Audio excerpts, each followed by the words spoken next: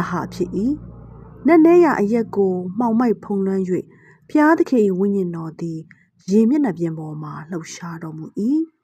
ဖျားသခင်ကလည်းအလင်းဖြစ်စေဟုအမိန့်တော်ရှိ၍အလင်းဖြစ်လေ၏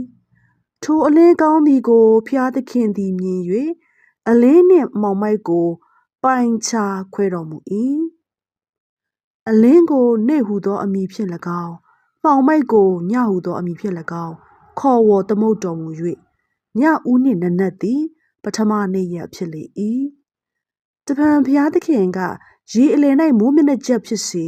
ရေနှင့်ရေချင်းခြားနားစေဟုအမိန့်တော်ရှိသဖြင့်မိုးမျက်နှာကျက်ကိုဘုရားသခင်ဖန်ဆင်းတော်မူ၍မိုးမျက်နှာကျက်အောက်၌ရှိသောရေနှင့်မိုးမျက်နှာကျက်အပေါ်၌ရှိသောရေကိုပိုင်းခြားတော်မူသည့်အတိုင်းဖြစ်လေ၏မိုးမျက်နှာကျက်ကိုလည်းမိုးကောင်းငင်ဟုသောအမည်ဖြင့်ဖျားသခင်ခေါ်ဝေါ်သမုတ်တော်မူ၍ညဦးနှင့်နနက်သည်ဒုတိယနေ့ရက်ဖြစ်လေ၏တပံဘုရားသခင်ကမိုးကောင်းကင်အောက်၌ရှိသောယေစုဝေးစေကုန်းပေါ်စေဟုမိန့်တော်ရှိသည့်အတိုင်းဖြစ်လေ၏ကုန်းကိုမြေဟုသောအမည်ဖြင့်၎င်းယေစုဝေးရာကိုပင်လယ်ဟုသောအမည်ဖြင့်၎င်းဖျားသခင်ခေါ်ဝေါ်သမုတ်တော်မူ၍ထိုအမှုအရာကောင်းသည်ကိုဖျားသခင်မြင်တော်မူ၏